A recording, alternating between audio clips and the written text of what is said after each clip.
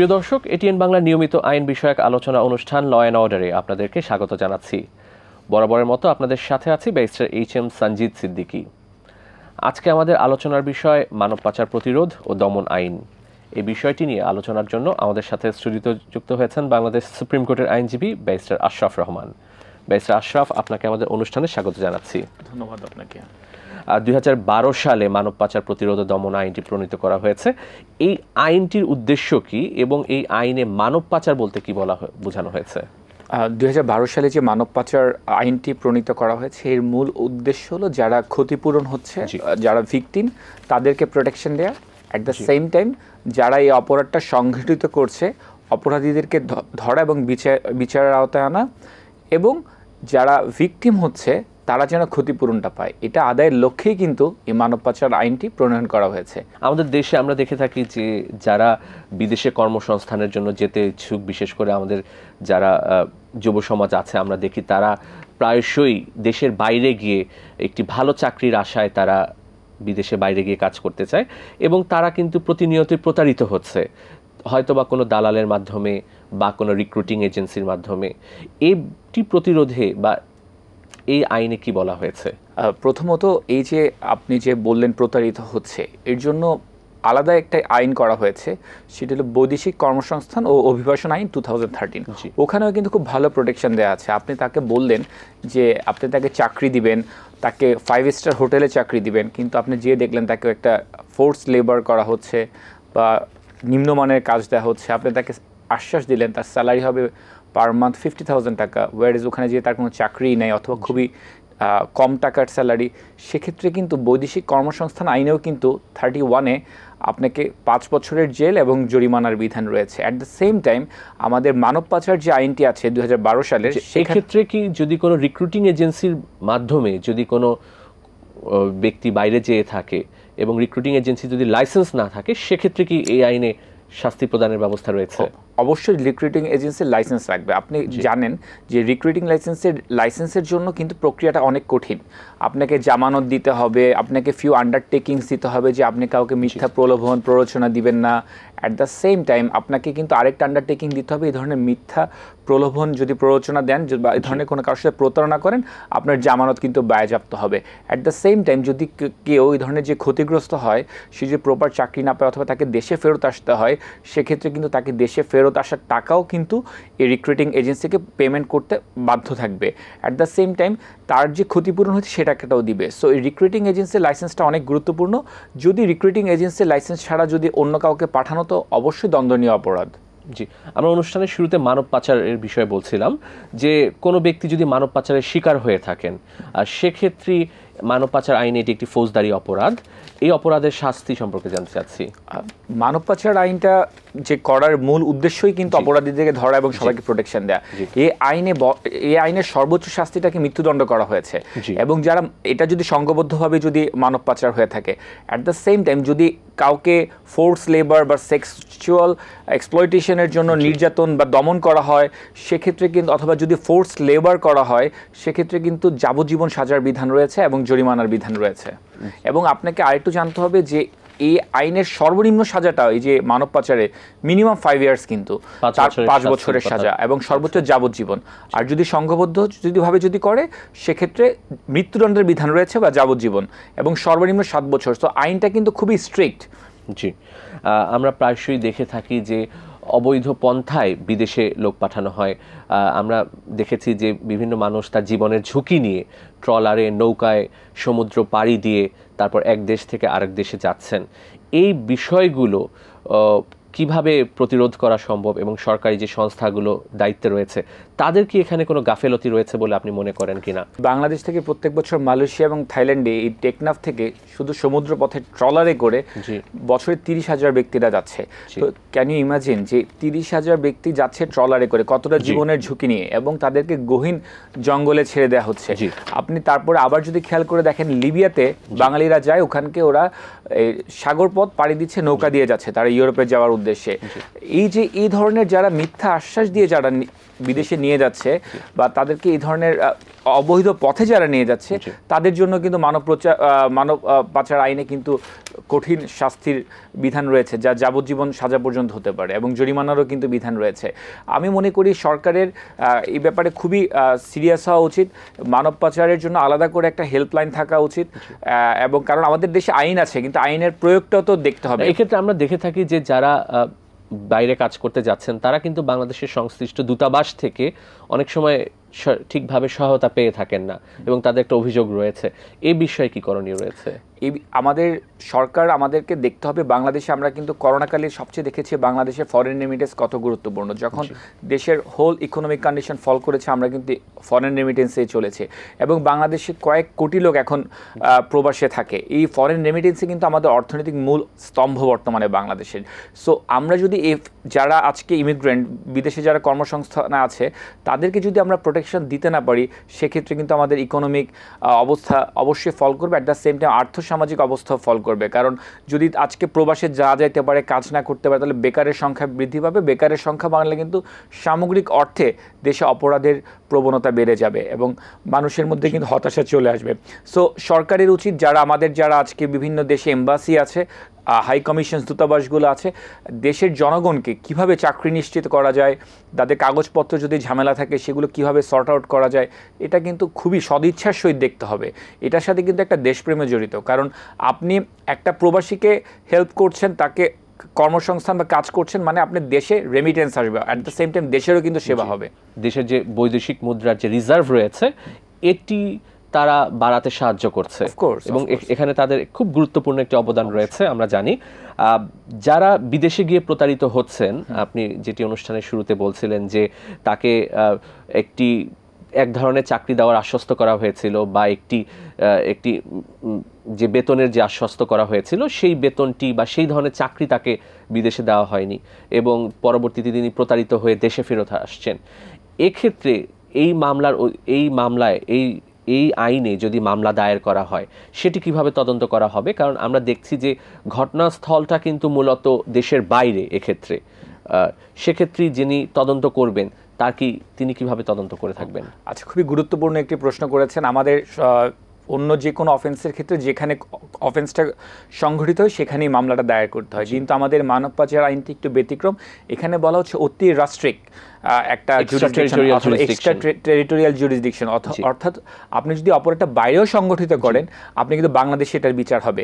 যদি কোনো জাহাজেও সংগঠিত করেন বা প্লেনেও সংগঠিত করেন, ধরে নেওয়া হবে এটা বাংলাদেশ অভ্যন্তরে করেছেন, এবং আপনি বাইরের ডকুমেন্টস দিয়ে, যে আপনার সাথে যদি কোনো ডকুমেন্টস থাকে বাইরে সেটা ব্যবহৃত হয়েছে, আপনি কিন্তু সেই ডকুমেন্টসটা বাংলাদেশে ব্যবহার করতে পারবেন। অ্যাট দ্য সেম টাইম যদি কোনো অডিও কনভারসেশন বা কোনো চ্যাট থেকে থাকে, সেটাকে কিন্তু আপনি বর্তমানে এই মানব পাচার আইনের অধীনে আপনি কিন্তু ব্যবহার করতে পারবেন। অ্যাট দ্য সেম টাইম আপনি খুব ভালোভাবে অবগত আছেন, বাংলাদেশের যে এভিডেন্স অ্যাক্ট 2023-তে অ্যামেন্ডমেন্ট হয়েছে, এটার ফলে কিন্তু আমরা যে ইলেকট্রনিক্স যে এভিডেন্সগুলো আছে সেগুলো কিন্তু আমরা এখন বাংলাদেশের আদালতগুলোতে ব্যবহার করতে পারি। জি, মানব পাচার আইনে যে এই অপরাধগুলো হয়েছে, এই অপরাধগুলোর বিচার প্রক্রিয়া সম্পর্কে জানতে চাচ্ছি। আচ্ছা, মানব পাচার আইন যখন হয়, মামলাগুলো প্রথমত আমাদের দায়ের যে প্রক্রিয়াটা আমি একটু বলি। এই মামলাগুলো মানব পাচার আইনের অধীন সবগুলো মামলাই আমলযোগ্য, কগনিজেবল অফেন্স, অর্থাৎ এই মামলাগুলো থানায় করা যাবে। যদি থানায় না নেয়, সেক্ষেত্রে মামলাগুলো আপনি ট্রাইব্যুনালে দায়ের করতে পারেন। তো ট্রাইব্যুনালে দায়ের করার পর একটা ইনভেস্টিগেশন হবে। ইনভেস্টিগেশনের জন্য একটা নির্ধারিত সময় আছে। ইনভেস্টিগেশন রিপোর্টটা জমা হওয়ার পরে তখন কোর্টে একটা বিচারের জন্য মামলা প্রস্তুত হয়ে যায়। তখন মামলাগুলো ট্রাইব্যুনালে বদলি হয় যদি এটা থানায় হয়। তো বদলি হওয়ার পরে আইনে সুস্পষ্টভাবে বলা আছে 180 ডেজের মধ্যে বিচার কার্যটা শেষ হতে হবে, 180 দিনের মধ্যে শেষ করতে হবে। সো আপনি খেয়াল করে দেখবেন, আমাদের যে একটা ট্রেডিশনাল ধারণা একটা মামলা বছরের পর বছর চলে, এখানে কিন্তু খুবই স্পেসিফিক যে 180 ডেজের মধ্যে শেষ করতে হবে। এবং এখানে একটি বিশেষ ট্রাইব্যুনাল গঠন করা হয়েছে, মানব পাচার প্রতিরোধ ট্রাইব্যুনাল। প্রত্যেকটা বিভাগে মানব পাচার ট্রাইব্যুনাল আছে। সো ট্রাইব্যুনালও কিন্তু 180 দিনের টাইম ফ্রেমটা ফলো করে। আর আরেকটা ব্যাপার হলো কি, আমাদের বাংলাদেশের প্রবলেমটা হলো আমাদের দেশে আমাদের গ্রামগঞ্জের মানুষজন অত্যন্ত মিডল ইস্ট নির্ভর। তারা মানুষের কথায় প্ররোচিত হয়ে বা প্রভাবিত হয়ে তারা কিন্তু বাইরে যাওয়ার জন্য চেষ্টা করছে।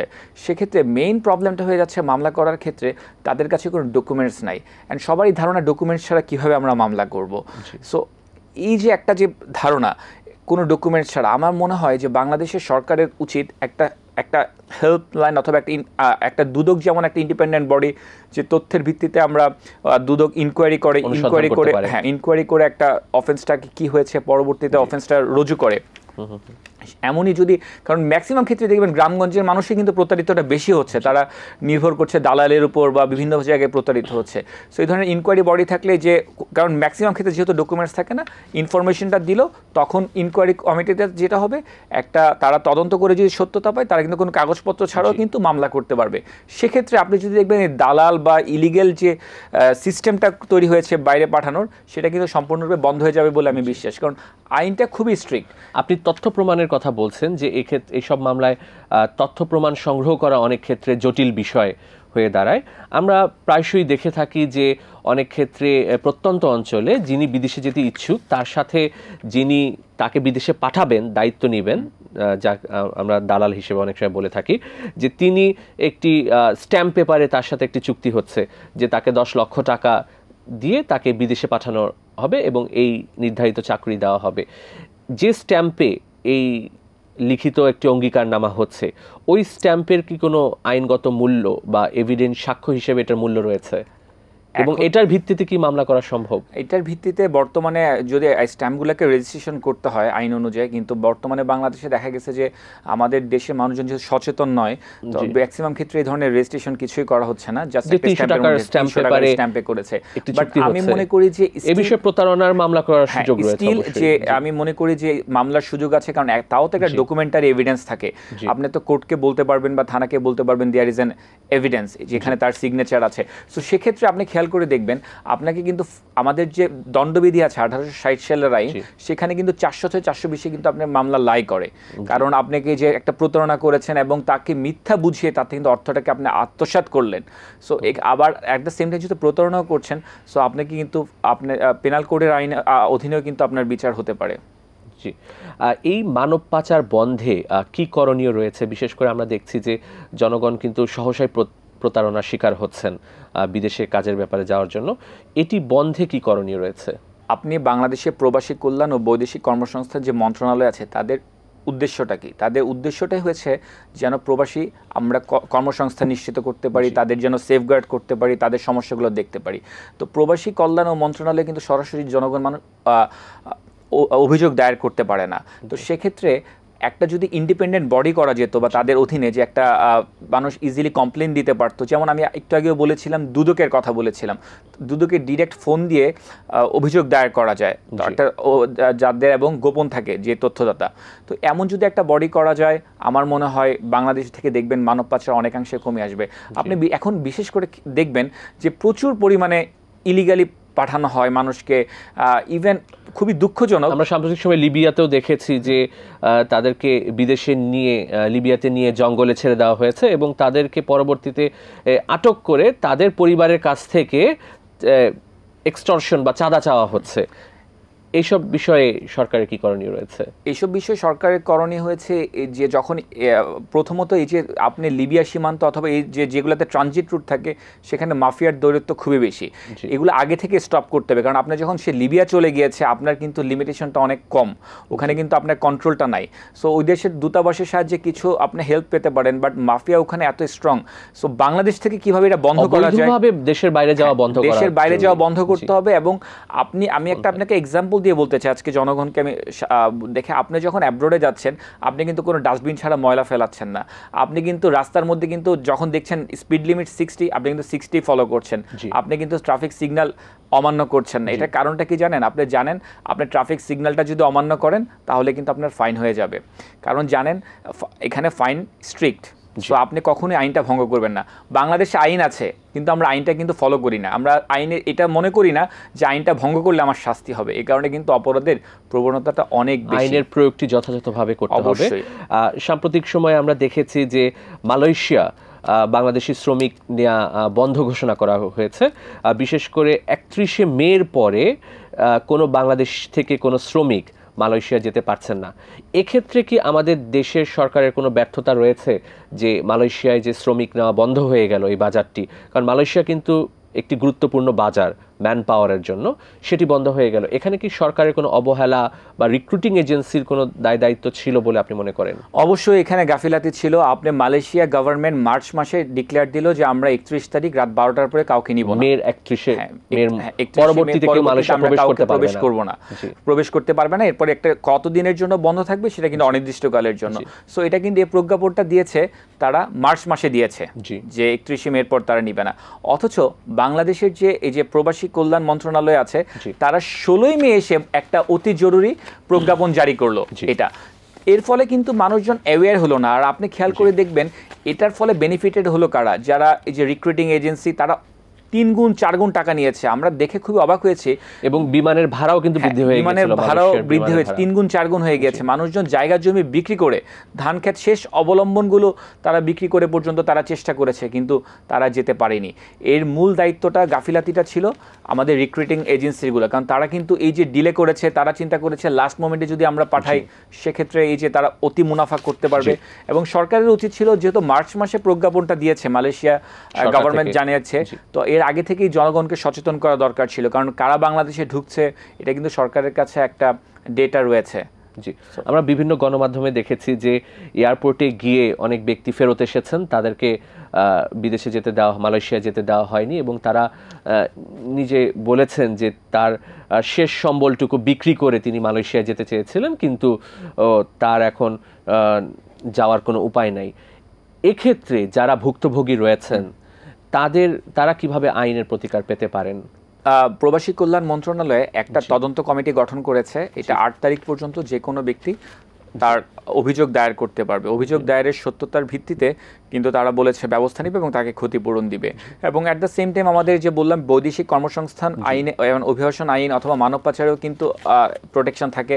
অ্যাট দ্য সেম টাইম যদি কেউ তাকে প্রতারণা করে থাকে, মিথ্যা আশ্বাস দিয়ে থাকে, সে কিন্তু দণ্ডবিধিতেও 406, 420 মামলা করতে পারে।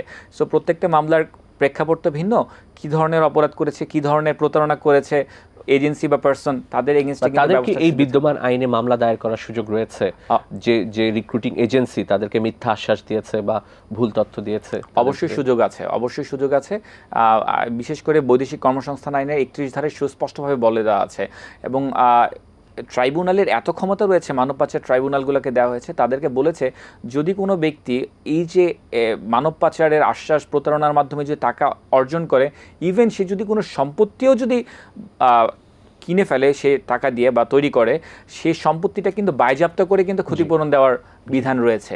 সো আইনের অনেক বেশি ক্ষমতা রয়েছে, প্রয়োগটা আমাদের দেশে অনেক বেশি ইম্পর্টেন্ট বলে মনে করছি আমি। জি, আমরা অনেক ক্ষেত্রে দেখে থাকি যারা এই মানব পাচারের সাথে জড়িত তারা অনেক প্রভাবশালী হয়ে থাকে, যার ফলে যিনি ভুক্তভোগী মামলা দায়েরের পরে এই মামলাটি প্রমাণ করতে পারছেন না, বা মামলা থেকে যে জড়িত ব্যক্তি তিনি খালাস পেয়ে যাচ্ছেন।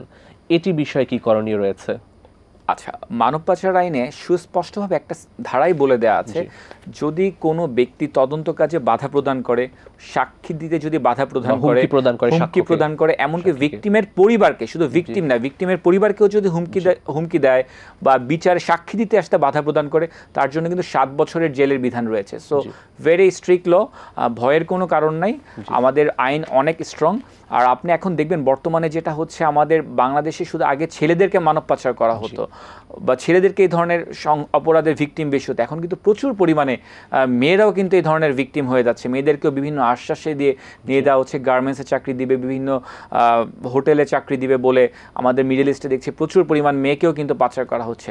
সো আমি মনে করি প্রত্যেকটা জনগণ দেশের যাওয়ার আগে খুব ভালোভাবে জেনে শুনে যাওয়া উচিত, এবং ওই রিক্রুটিং এজেন্সির লাইসেন্স আছে কিনা সেটা দেখা উচিত। কারণ যদি বৈধ না হয় সে তো প্রাইমা ফেসি ইলিগাল, তাহলে তার বিরুদ্ধে প্রথম থেকেই ব্যবস্থা নেওয়া যাবে। কাগজপত্র করে ডকুমেন্ট রেখে আমার মনে হয় যাওয়া উচিত। ব্যারিস্টার আশরাফ রহমান, আপনাকে অনেক ধন্যবাদ স্টুডিওতে এসে আমাদেরকে সময় দেওয়ার জন্য। ধন্যবাদ আপনাকে। প্রিয় দর্শক, আমরা অনুষ্ঠানের শেষ পর্যায়ে চলে এসেছি। আপনাদের মূল্যবান মতামত বা পরামর্শ আমাদের কাছে চিঠি লিখে জানাতে পারেন এই ঠিকানায়। পরিচালক, law and order, ATN Bangla, ওয়াসা ভবন, 2য় তলা, 98 কাজী নজরুল ইসলাম অ্যাভিনিউ, কারওয়ান বাজার, ঢাকা 1215। তাছাড়া আমাদের কাছে ইমেইল করতে পারেন l.orderatn@gmail.com। আগামী পর্বে আইনের নতুন কোনো বিষয় নিয়ে নতুন কোনো অতিথির সাথে আপনাদের সামনে উপস্থিত হচ্ছি। সে পর্যন্ত ভালো থাকুন। খোদা হাফেজ।